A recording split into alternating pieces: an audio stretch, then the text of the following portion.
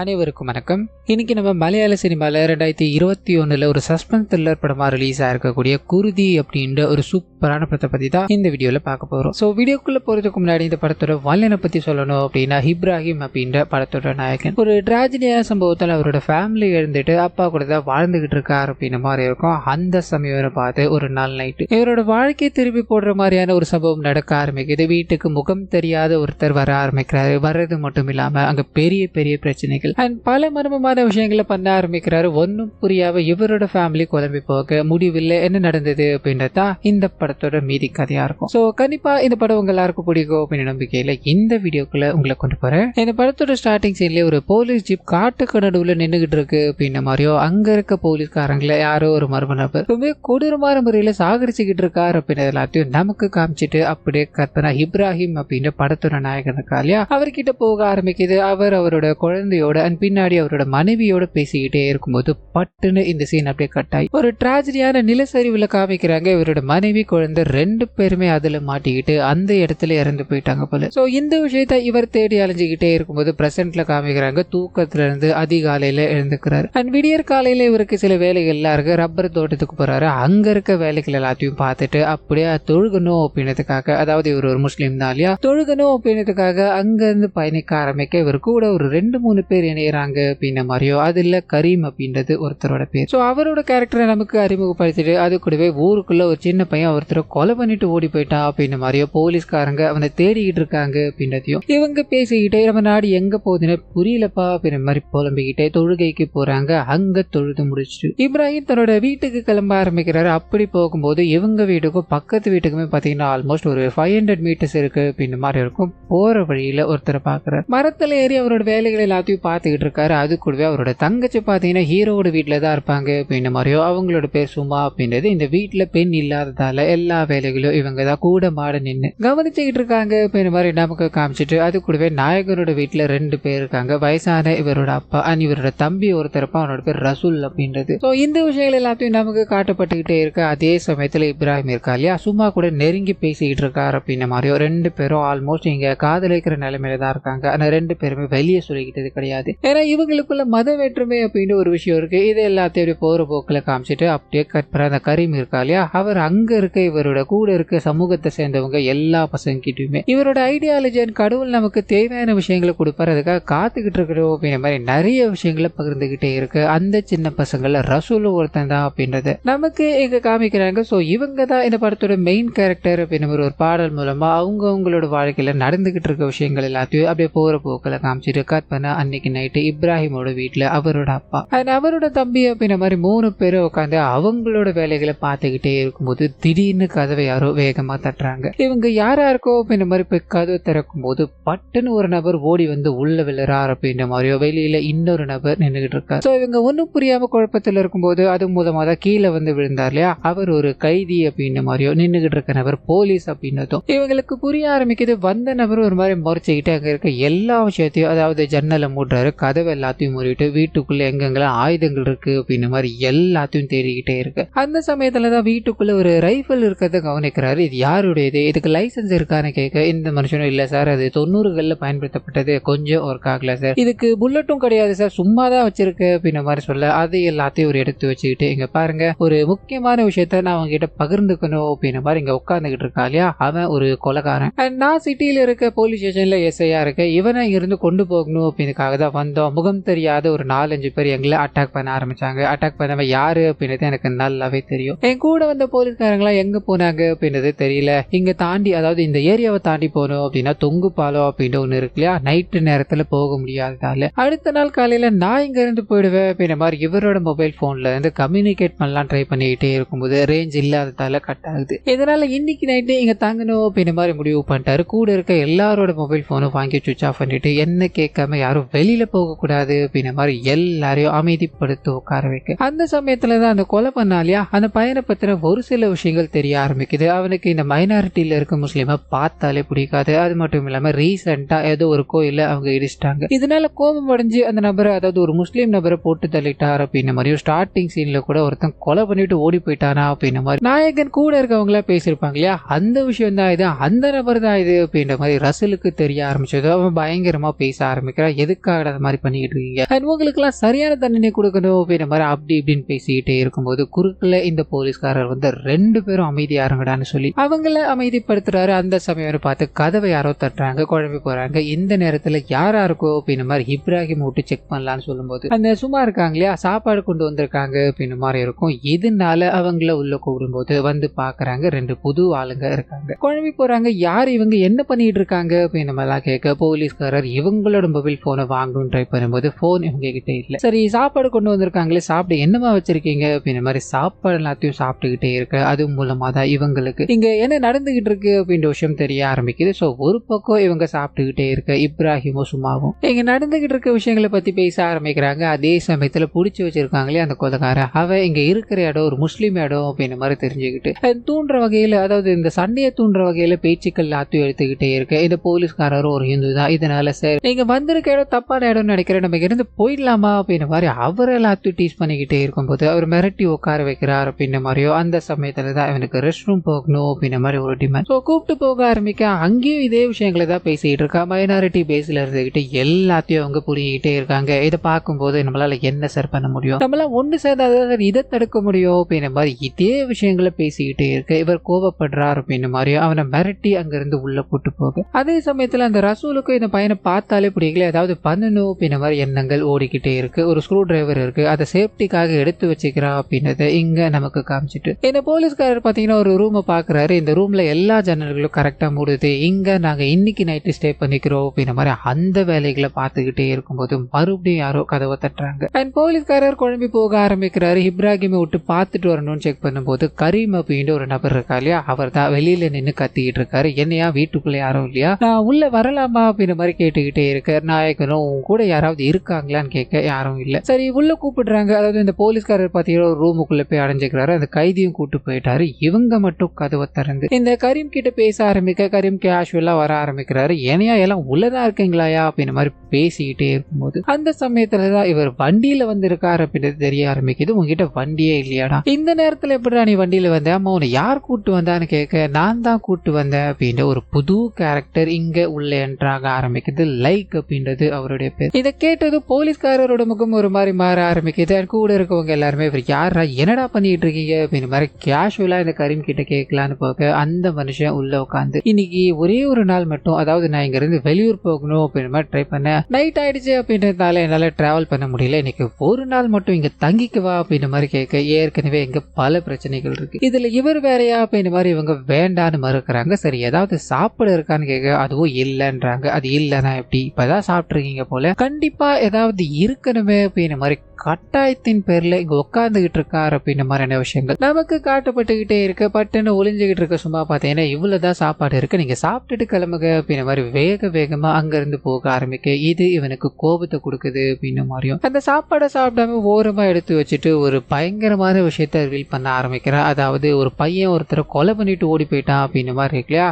இறந்து போன அந்த நபரோட பையன் தான் இங்க வந்து உக்காந்துகிட்டு இருக்காரு அப்படின்ற விஷயத்த இவரோட வாயில சொல்லிக்கிட்டே இருக்கும்போது உள்ள இருக்க போலீஸ்காரருக்கு தெரிஞ்சு போயிடுச்சு. சோ இதுக்கு மேல விட்டா பிரச்சனை ஆயிடும் அப்படின்றதுக்காக அந்த பையனை உள்ளே வச்சுட்டு கண்ணோட வெளியே வந்து ஒழுங்குமுறைதான் அங்க இருந்து போயிடுங்கடா, இல்லைன்னா பெரிய பெரிய பிரச்சனைகளை சந்திக்க கூட என் கூட வந்த போலீஸ்காரங்களா என்னடா பண்ண அப்படின்ற மாதிரி கேட்க இவரும் சிரிச்சுக்கிட்டு அவனுங்க போக வேண்டிய இடத்துக்கு கரெக்டா போயிட்டானுங்க, எனக்கு தேவையானது எல்லாமே நீ கொண்டு வந்த அந்த பையன் மட்டும்தான், அவனுக்கு கொடுத்துட்டு அப்படின்னா நீ இங்க இருந்து தாராளமா போய்க்கலாம் அப்படின்ற மாதிரி சொல்ல போலீஸ்காரர் இவனை போலீஸ் ஸ்டேஷனை தவிர எங்கேயுமே கொடுக்க மாட்டேன், நீ யார், என்ன நீ என்ன மாதிரியான விஷயங்களை பண்ணிருக்க அப்படின்றது எல்லாமே எனக்கு தெரியும், போ இங்க இருந்து முதல்ல போ, உன்னை நான் அப்புறம் கவனிச்சுக்கிறேன் அப்படின்ற மாதிரி லிட்டரலி ஒருத்தருக்கு ஒருத்தர் பார்த்து முறைச்சிக்கிட்டே இருக்கும்போது கரீம் இருக்கா இல்லையா, இங்க என்னமோ தப்பா நடக்க போகுது அப்படின்ற மாதிரி உணர்ந்துகிட்டு அங்க இருக்கிறவங்கள வெளியில கூட்டு போகலான்னு ட்ரை பண்ண யாருமே வரதா தெரியல. இதனால கரீம் மட்டும் அங்க இருந்து வெளியே போய் கதவை சாத்திக்கிறான் அப்படின்ற மாதிரி ஒரு பக்கம் போலீஸ்காரரோட கையில கன் இருக்கு, அதே சமயத்துல லைக் இருக்கா இல்லையா அவரோட கையில கத்தி இருக்கு அப்படின்ற மாதிரி மாத்தி மாத்தி காமிச்சுக்கிட்டே இருக்கும்போது இவர் கன் எடுக்க வர அந்த சமயம் பார்த்து லைக் இவரோட கழுத்தை கழுத்துல ஒரே குத்து. இதை பார்த்ததும் அங்க இருக்க எல்லாரும் அப்படியே மிரண்டு போய் நின்றுகிட்டு இருக்காங்க. ஒன்னும் பேச முடியாம அப்படியே பயந்து போய் நின்றுகிட்டே இருக்கும்போது இங்க அவருக்கு நிறைய ரத்தங்கள் சொட்ட ஆரம்பிக்குது. பொத்துன்னு விழுந்து போக கன்னு ஒரு பக்கம் ஓடி போயிடுது இல்லையா. அதை கன் எடுத்து இப்ராஹிம் அங்க இருக்க எல்லாரையும் கண்ட்ரோல் பண்ண ஆரம்பிக்கிறாரு. ஒழுங்கு மருந்தே என்னோட வீட்டுல இருந்து போங்கடா, இங்க என்னடா பண்ணிட்டு இருக்கீங்க அப்படின்ற மாதிரி கத்திக்கிட்டே இருக்கும்போது கரீம் வர ஆரம்பிக்கிறாரு. நான் சொல்றதை கேளுடா, அவனை மட்டும் கொடுத்துருங்கடா அப்படின்ற மாதிரி கேட்டுக்கிட்டே இருக்கும்போது நீயும் சேர்ந்து வெளியில போடா அப்படின்ற மாதிரி கண்ணை காட்டி மிரட்டி அவங்க எல்லாரையும் வெளியில தள்ளி கதவை சாத்திடுறாங்க அப்படின்ற மாதிரி இருக்கும். இங்க போலீஸ்காரர் ரத்தத்துல துடிச்சுக்கிட்டே இருக்காரு. அவரை உட்கார வச்சு அவரோட கையில கண்ணை கொடுக்கும்போது தான் எப்படியும் பொழைக்க மாட்டோம் அப்படின்றது அவருக்கு புரிஞ்சு போயிடுச்சு. உன்னோட குரான் எடுத்துட்டு வர முடியுமான்னு கேட்க இவருக்கு ஒன்னும் புரியல. வேகமா அதை எடுத்துட்டு வந்து கொடுக்கும்போது அதுக்கப்புறம் அந்த புத்தகத்தை மேல கையை வச்சு சாகிறதுக்கு முன்னாடி எனக்கு ஒரு சத்தியம் பண்ணி தர முடியுமா அப்படின்ற மாதிரி சொல்லிட்டு இந்த பையன் இருக்கான் இல்லையா, இவனை போலீஸ்காரங்களை தவிர வேற யாருக்கும் தரக்கூடாது, இந்த சத்தியத்தை நீ பண்ணி கொடுப்பா அப்படின்ற மாதிரி கேட்டுக்கிட்டே இருக்கும்போது நாயகன் யோசிக்க ஆரம்பிக்கிறாரு. கூட இருக்க இவரோட அப்பாவும் சாகும்போது அவன் ஆசையா கேட்கிறான், இதை நீ பண்ணி கொடுத்துட்டா நம்ம பாத்துக்கலாம் அப்படின்ற மாதிரி சொல்ல வேற வழி இல்லாம நாயகன் அந்த சத்தியத்தை பண்ண அவருக்கு கொஞ்சம் கொஞ்சமா உயிர் பிரிய ஆரம்பிக்குது. அந்த சமயம்னு பார்த்து இவரோட கன் இருக்கு இல்லையா, அதை கொடுத்து இதுல 4 புல்லட் தான் இருக்கு, இதை பார்த்து பயன்படுத்து அப்படின்ற மாதிரி சொல்லிட்டு அப்படியே கண்ணை மூட ஆரம்பிக்க கற்பனா வீட்டுக்கு வெளியில கதவை பயங்கரமா தட்டிக்கிட்டே இருக்காங்க. உள்ள உங்களை எதுவுமே பண்ண மாட்டோம், எங்களுக்கு தேவையானதாம அந்த பையன் மட்டும்தான் அப்படின்ற மாதிரி பயங்கரமா கத்திக்கிட்டே இருக்கு. இவர் கையில கன் இருக்கு இல்லையா, கண்ணை காமிச்சு மிரட்டிக்கிட்டே இருக்காரு. அதாவது என் கையில கன் இருக்கு, யாரும் உள்ள வர வேண்டாம் அப்படின்னு மாதிரி சொல்லிக்கிட்டே இருக்கு. அவங்க கேக்குறதா தெரியல, இதனால கன்னை ஃபயர் பண்ண ஆரம்பிக்க அவங்க என்ன படுறதுன்னு தெரியாம அங்கேயே சுத்திக்கிட்டு இருக்காங்க அப்படின்ன மாதிரியோ. இதுக்கு நடுவுல உள்ள அந்த பையன் இருக்கான் இல்லையா, அவங்க உள்ள வந்தாங்க அப்படின்னா உங்களை ஒண்ணும் பண்ண மாட்டாங்க, ஏன்னா நீங்க எல்லாருமே அவங்களோட ஆளுங்க,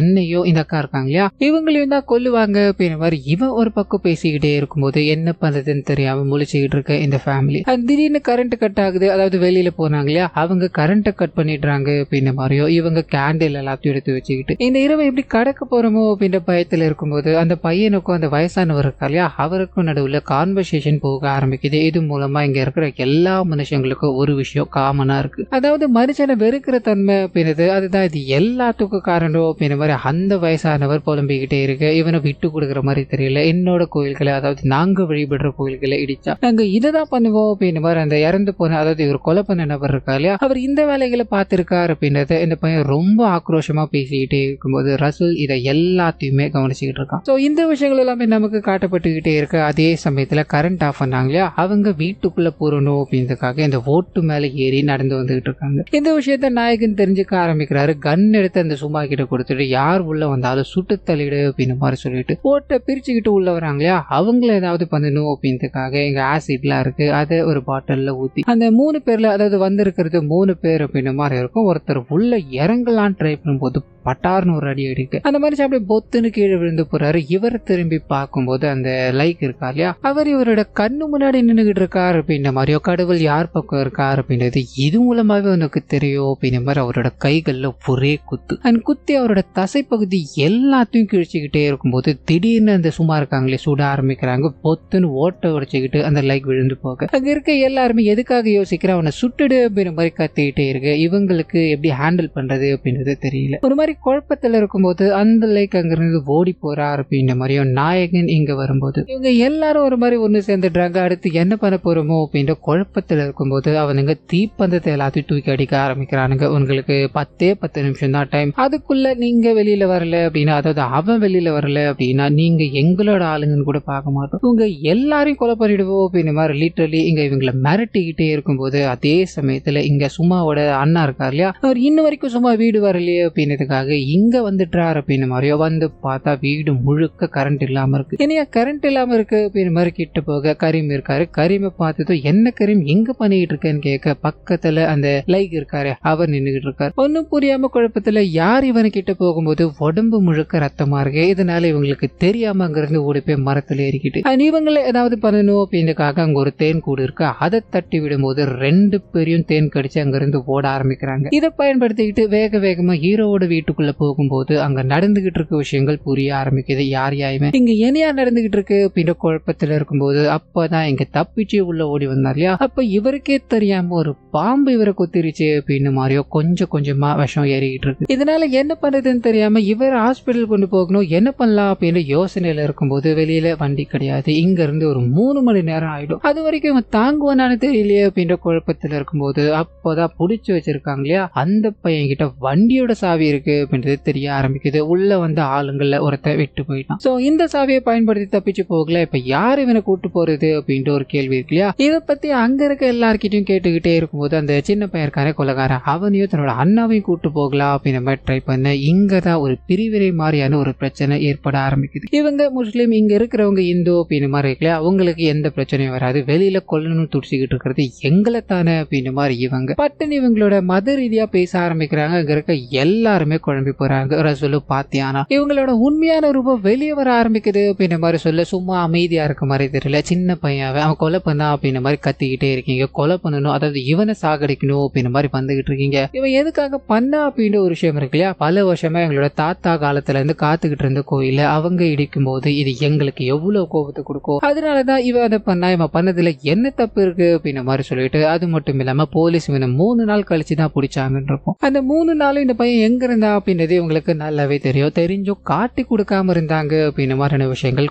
கோபமா இங்க பேசிக்கிட்டே இருக்கும்போது அங்க இருக்க ஹீரோட ஃபேமிலியோட மொத்த முகமும் மாற ஆரம்பிக்குது. அண்ட் பட்டுன்னு சும்மாவோட அண்ணா இருக்கா இல்லையா, எல்லாரும் தடுத்து நிறுத்துறாரு. முதல்ல இங்க ஏதாவது பண்ணி ஆகணும், வண்டியை நானே ஓட்டுறேன் அப்படின்ற மாதிரி பேசிக்கிட்டு, நீங்க இருந்து இவங்களை கூட்டு போகணும், உன்னை நான் அப்புறம் கவனிச்சுக்கிறேன் அப்படின்ற மாதிரி தங்கச்சியை மிரட்டிக்கிட்டே இருக்கும்போது ரசல் இங்க கத்த ஆரம்பிக்கிறான். இவங்க எல்லாரும் ஒண்ணு சேர்ந்துடுறாங்க. இப்ப இவங்க மட்டும் இங்க இருந்து போகணும்னு பாக்குறாங்க. நீ அமைதியா இருக்கியாடா அப்படின்ற மாதிரி இப்ராஹிம கேட்டுக்கிட்டே இருக்கும்போது இவங்க கண்ணை காட்டி, அதாவது சும்மா இருக்காங்க இல்லையா, அவங்க கண்ணை காட்டி இந்த 3 பேர் மட்டும் அங்கிருந்து போகலான்னு ட்ரை பண்ணும்போது பட்டுன்னு கரீம் உள்ள வர ஆரம்பிக்கிறான். அவன் வந்து தப்பிச்சாடா போக பாக்குறீங்க, உங்களுக்கு சொல்லிக்கிட்டு இருந்தா புரியாதாடா அப்படின்னு மாதிரி அங்க இருக்க எல்லாரையும் அடிச்சுக்கிட்டே இருக்கும்போது சும்மா பட்டுன்னு இவரை சுட ஆரம்பிக்கிறாங்க. பொத்துன்னு இவர் ஒரு பக்கம் விழுந்து போனது. இவங்க 3 பேரும் வண்டியில் ஏறி தப்பிக்கிறாங்க அப்படின்னு மாதிரியும். அண்ட் பின்னாடி அந்த லைக் இருக்கா இல்லையா, துரத்தி பிடிக்கலான்னு போகும்போது ஒண்ணுமே பண்ண முடியாம போயிடுச்சு. பயங்கர கோபத்தோட இப்ராஹிம போட்டு பயங்கரமா அடிக்க ஆரம்பிக்கிறாரு கரீம். அந்த சமயத்துல தான் இதுக்கு காரணம் அந்த பொண்ணு தான், அவதான் என்ன சுட்டா அப்படின்னு மாதிரி சொல்ல இவங்க இப்ப வண்டி எடுத்துக்கிட்டு அவங்களை துரத்தி பிடிக்கணும் அப்படின்ற மாதிரி முடிவு பண்ணிட்டாங்க. ஆனா வழி இவங்களுக்கு தெரியாது இல்லையா. இதனால நாயகன் கிட்ட இதை பத்தி கேட்கும்போது அவர் யோசிக்கிறாரு, நான் அந்த பையனை உங்களுக்கு கொடுத்துடுறேன், ஆனா அதுக்கு நீங்க பண்ண வேண்டியது எல்லாமே கூட இருக்க அந்த 2 பேரையும் உயிரோட விடணும், இதை பண்றீங்க அப்படின்னா உங்களுக்கு நான் வழியை காமிக்கிறேன் அப்படின்னு மாதிரி சொல்ல இவங்க சம்மதிக்கிறாங்க. அது கூடவே ரசூலு பாத்தீங்கன்னா இவங்க கூட நிக்க ஆரம்பிக்கிறான் அப்படின்னு மாதிரியோ. இப்போ நாயகனோட கைகள்ல பலமான காயம், இதனால இவர் எப்படி வண்டி ஓட்ட முடியும் அப்படின்னு மாதிரி இருக்கு இல்லையா. அந்த சமயத்துலதான் இவரோட அப்பாவும் இங்க வர ஆரம்பிக்கிறார். ஏன்னா அவங்க மத ரீதியா இப்ப பிரிய ஆரம்பிச்சிட்டாங்க. இதனால இவங்க எல்லாரும் சேர்ந்து அந்த பைக்ல போயிட்டு இருக்கவங்களை தாண்டி வேற ஒரு ரூட் எடுத்தாகணும் அப்படின்ற மாதிரி ஷார்ட்கட்ல பயணம் பண்ண ஆரம்பிக்க ஒரு இடத்துல போய், அதாவது ஒரு பெரிய மலை மாதிரி இருக்கு, அங்க போய் நின்றுடுறாங்க. அங்க இருந்து ஒரு ரைட் எடுத்தாங்க அப்படின்னா ஒரு பெரிய பாதை பிரியும். நம்ம அவங்களுக்கு முன்னாடி வந்துட்டோமா இல்லையா அப்படின்றது அந்த பாதை மூலமா நாம கண்டுபிடிக்கலாம் அப்படின்ற மாதிரி சொல்ல இங்க லைகும் கூட இருக்க அந்த ரசூல நின்றுகிட்டு இருக்காங்க அப்படின்ற மாதிரியோ. ரசூல் இவர் கூட கொஞ்சம் கொஞ்சமா மிங்கிள் ஆகிட்டே இருக்கான். அண்ட் அவரோட ஐடியாலஜி எல்லாத்தையும் கொஞ்சம் கொஞ்சமா எடுத்துக்கிட்டு இருக்கா அப்படின்றத நமக்கு காட்டப்பட்டுக்கிட்டே இருக்கு. அந்த சமயத்துல தான் இவங்களுக்கு பின்னாடி தான் அந்த பைக்ல டிராவல் பண்ணிக்கிட்டு இருக்கவங்க வந்துகிட்டு இருக்காங்க அப்படின்றத கன்ஃபார்ம் பண்ணிட்டு அவங்கள துரத்தி பிடிக்கணும் அப்படின்றதுக்காக வண்டி எடுத்துக்கிட்டு போக ஆரம்பிக்க அப்பதான் நாயகனோட அப்பா இருக்கா இல்லையா, அந்த வண்டியில போயிட்டு இருக்கவங்களை காப்பாற்றணும், என்னதான் இருந்தாலும் நம்ம பண்றது தப்புதான் அப்படின்ற மாதிரி ரியலைஸ் பண்ணி இதுக்காக பல வேலைகளை பார்க்க ஆரம்பிக்கும் போது இங்க ஒரு பயங்கரமான சண்டை. வண்டியில இருக்க எல்லாருமே பிரிஞ்சு பிரிஞ்சு சண்டை போட ஆரம்பிக்கிறாங்க. லைக் இருக்கா இல்லையா, அந்த பையனை விடக்கூடாது, கூட இருக்கவங்களுக்கும் நான் டைம் கொடுத்தது போதும் அப்படின்ற மாதிரி கண்ணில் படுற எல்லாரையும் அடிச்சுக்கிட்டே இருக்கும்போது ஒரு கட்டத்துல சும்மா இருக்காங்க இல்லையா, கன் எடுத்து இவரை சுடுறாங்க, அதாவது லைக சுடுறாங்க அப்படின்ற மாதிரியோ. காயங்கள் ஏற்பட்டுருச்சு, இருந்தாலும் அந்த பையனை விடாம துரத்திக்கிட்டே இருக்கும்போது அந்த பையன் தப்பிச்சு ஓட ஆரம்பிக்கிறான். ஒரு இடத்துல பொத்து விழுந்து போறான் அப்படின்ற மாதிரி இருக்கும். அவனோட கை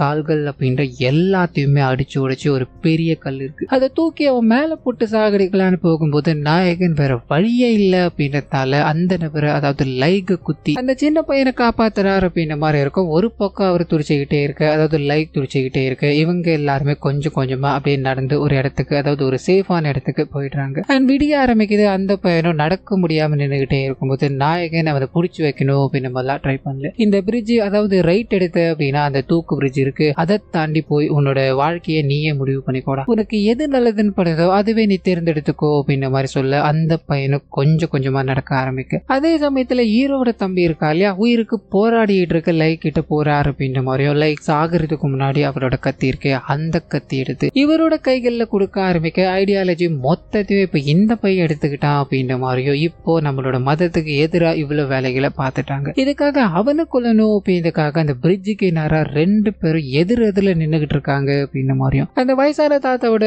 வாய்ஸ் ஓவர்ல இங்க மனுஷங்க எவ்வளவு வேணா மாற்றம் அடையலாம், எல்லாரும் சந்தோஷமா இருக்க மாதிரி நடிக்கலாம், ஆனா இங்க இருக்கிற வெறுப்பு அப்படின்ற ஒண்ணு இருக்கு இல்லையா, அது என்ன பண்ணாலும் போய் சேரவே சேராது. இங்க சாப்பிட சாப்பாடு இல்லைன்னா கூட பரவாயில்ல, தான் எதிரி சாகணும் அப்படின்ற எண்ணம் தான் இவங்களுக்குள்ள இருந்துகிட்டே இருக்கு. இதை யாராலையும் மாத்த முடியாது அப்படின்ற மாதிரி பேசிக்கிட்டே இருக்கும்போது இந்த படத்தை இத்தோட முடிக்கிறாங்க. சோ கண்டிப்பா இந்த படம் உங்க எல்லாருக்கும் பிடிச்சிருக்கும் அப்படின்ற மாதிரி நம்புறேன். இந்த வீடியோல ஏதாவது நிறை குறைகள் இருந்தது அப்படின்னா அதை மறந்துடாம கமெண்ட்ஸ்ல பதிவிட்டுருங்க.